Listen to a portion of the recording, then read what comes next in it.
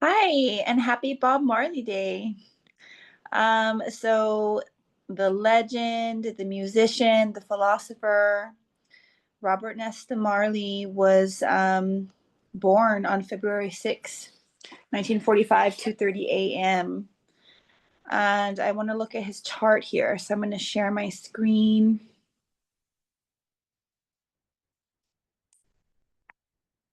Okay. So this is in the real sky. This is true sidereal astrology.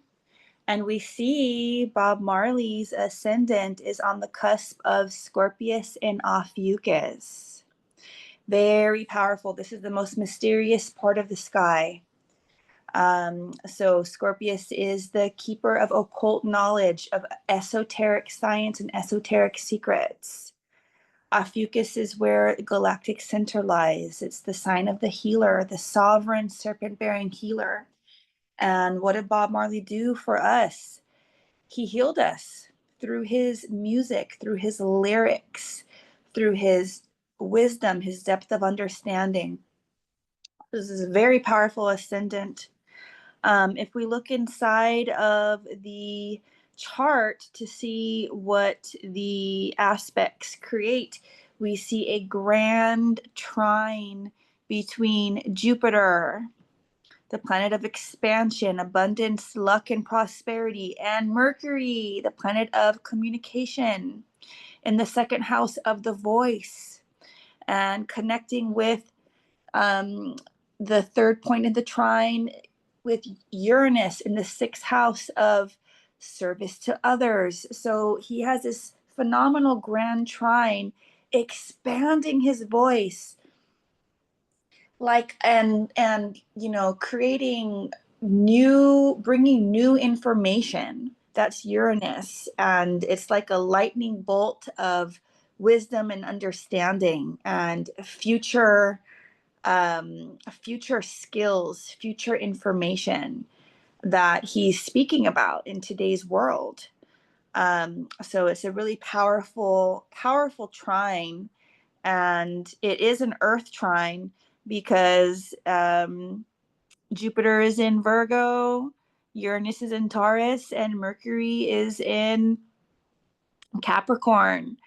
And I want to note that Mercury is in Abhijit Nakshatra of Capricorn. So that's the unconquerable, the undefeated placement. So really such a powerful alignment here that has created the most powerful musician of all time, honestly.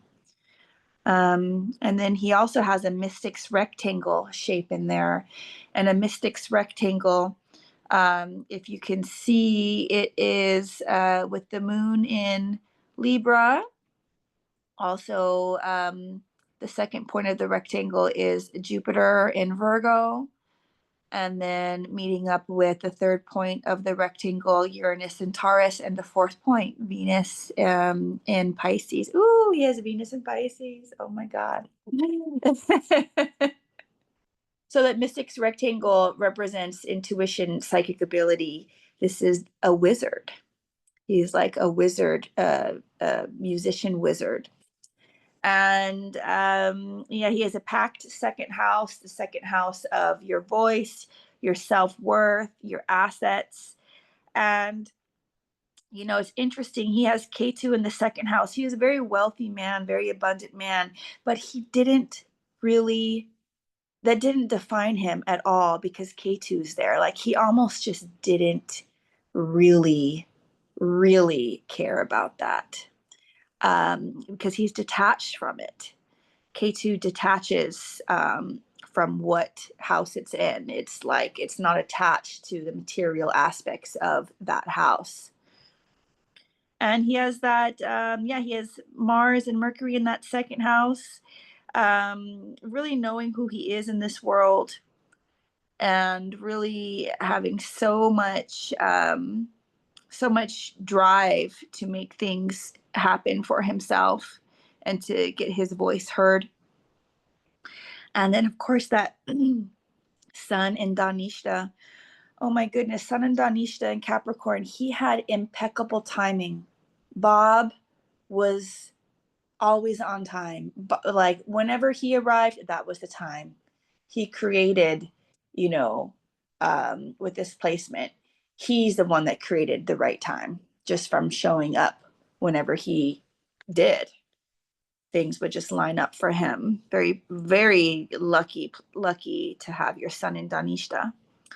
And then he has beautiful Venus in Pisces. I mean, that's Venus's exalted place. So of course, such an artist and such a musician and such a mystic, a true mystic. And he has that Uranus in the sixth house, really serving others through future understandings, through out of the box thinking, and through a deep love of humanity, because Uranus is the natural ruler of Aquarius, um, and it's here in Taurus. So he served the world in such a beautiful way, and he brought the information down in such a palpable way. All this information of equality and justice and love. And he said some very strong things in a very beautiful way that everybody could understand. He taught everyone.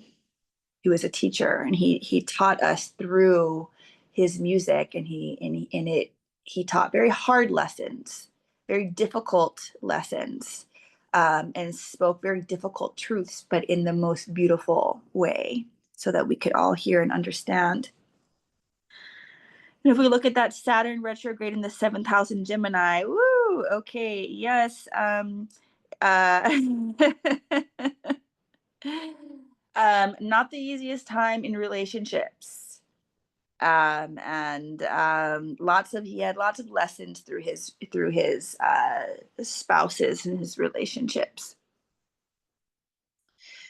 And his eighth house, yeah, he has Rahu in the eighth house. So he's really going towards understanding the hidden aspects of life and understanding the deeper parts of life. And he truly is and truly was a mystic. Rahu in the eighth house, that is an absolute mystic.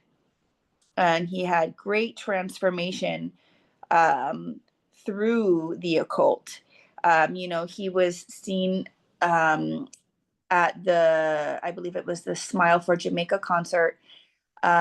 He went into that shamanic trance like dance on the stage before he brought up the two politicians to shake hands.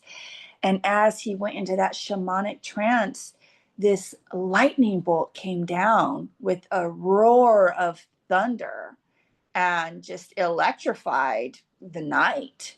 And that's really that Pluto in the eighth house and that Rahu in that eighth house. It's really powerful, a powerful mystic he was. Um, Leo for the ninth house. That's very appropriate, because the ninth house is authority and spiritual studies, and he was Rasta. He was Rastafari, with the understandings of the Lion of Judah, Jesus Christ, and the reverence for that archetype, the lion. So to have Leo in the ninth house is very appropriate for Bob.